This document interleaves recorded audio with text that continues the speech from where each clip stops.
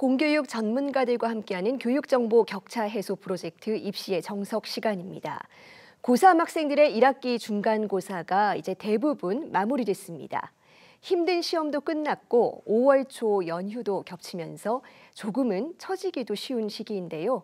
오히려 이 공부 방향을 다시 정비하고 약점을 보완하기 위해 중요한 시점이기도 합니다. 먼저 영상부터 보고 오겠습니다.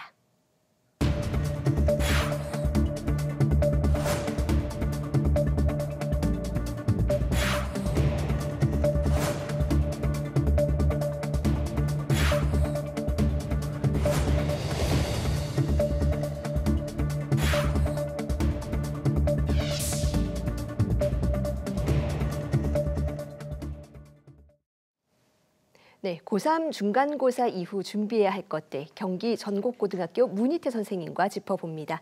선생님 어서 오세요. 예, 안녕하세요. 네, 이번 주 기점으로 많은 학교에서 중간고사가 끝난 것 같습니다. 수험생들은 또 마냥 쉴 수만은 없어요. 가장 먼저 해야 될 일은 뭘까요? 네, 먼저 최근에는 이제 중간고사라는 표현 대신에 1차 지필평가 그리고 기말고사는 이제 2차 지필평가 이렇게 표현을 하고 있습니다. 네. 예, 아무래도 고3의 입장에서는 연중 공부해야 하는 부분은 변함은 없지만 그럼에도 1차 지필평가 이후에 대입에 관한 좀 전략적 접근이 필요해지는 시점입니다. 뭐 그간 앞만 보고 열심히 공부를 하였다면 이제는 슬슬 지원 대학이라든가 전형에 대한 구체적인 고민이 필요한 시점입니다. 특히 1차 지필 결과를 통해 자신의 강점과 약점을 파악하고 이를 바탕으로 수시와 정시 중 어떤 전형이 유리한지 판단할 필요성이 있고요. 또한 생기부를 점검하여 부족한 부분을 보완할 수 있는 계획을 세우는 게 중요해 보입니다. 네, 이제 수능 시험도 200일이 채 남지 않았더라고요. 수시와 정시 모집을 어떻게 지원할지도 조금 구체적으로 정해야 될 시기죠? 네, 맞습니다. 가장 수험생이 주안점을 좀 둘 부분은 본인의 객관적인 성적 위치입니다. 물론 2차 지필평가 및 수행평가가 남아있지만 3학년은 등급이 산출되지 않는, 즉 성취도만 평가하는 진로 선택 과목이 많은 관계로 1차 지필평가를 바탕으로 본인의 내신 성적을 어느 정도 가늠할 수가 있습니다. 그래서 이를 바탕으로 본인이 희망하는 지원 대학, 학과에 대한 전년도 입시 결과를 토대로 내가 지원이 가능한지 이런 부분들을 좀 타진해 볼 수 있을 것 같습니다. 다만 부탁드리고 싶은 것은 원하는 만큼 성적 상승이 나오지 않는 경우 무조건 나는 정시로 갈 거야, 이러한 태도는 금물입니다. 정시에 대한 지원 여부는 내신이 아닌 모의고사 성적을 기준으로 잡으셔야 할 것 같습니다. 그리고 수시로 방향성을 잡았다면 수시의 교과 전형, 종합 전형, 논술 전형에 대한 구체적인 준비를 점검하고 슬슬 시작해야 할 것 같습니다. 네, 방향성을 정하고 구체적인 준비를 시작해야 되는 시기. 그렇다면 이 수시 전형 준비하는 학생들은 구체적으로 뭘 해야 될까요? 네, 아무래도 전형별로 조금씩은 다를 것 같은데 우선 만일 학생부 종합 전형을 준비하고 있는 학생이라면 일단 기본적으로 내가 지원이 가능한 성적대인가 이런 부분들을 좀 확인해 볼 필요가 있고, 무엇보다 중요한 것은 수능 최저 충족 가능성입니다. 그리고 학생부 종합 전형을 준비하는 학생이라면 본인의 생기부를 바탕으로 남은 1학기 동안 좀 더 보완해야 할 부분을 1차 지필평가 이후에 어떻게 채울 것인지 이에 대한 계획을 좀 세우셔야 할 것 같습니다. 그리고 논술 전형으로 방향을 잡는 친구들은 논술 기출문제 풀이라든가 본인의 좀 논술 실력을 객관화할 필요가 있고, 이 논술에는 일반 논술과 교과형 논술이 있습니다. 이거에 대한 고민을 시작해야 할 것 같습니다. 네, 이제 중간고사도 끝났으니 또 대부분 학교들은 수행평가를 본격적으로 시작하는 시기이기도 한데요. 또 많은 학생들이 이 과정을 힘들어 하더라고요. 주의할 점이 있을까요? 네, 맞습니다. 수행평가 생각보다 많이 힘듭니다. 네.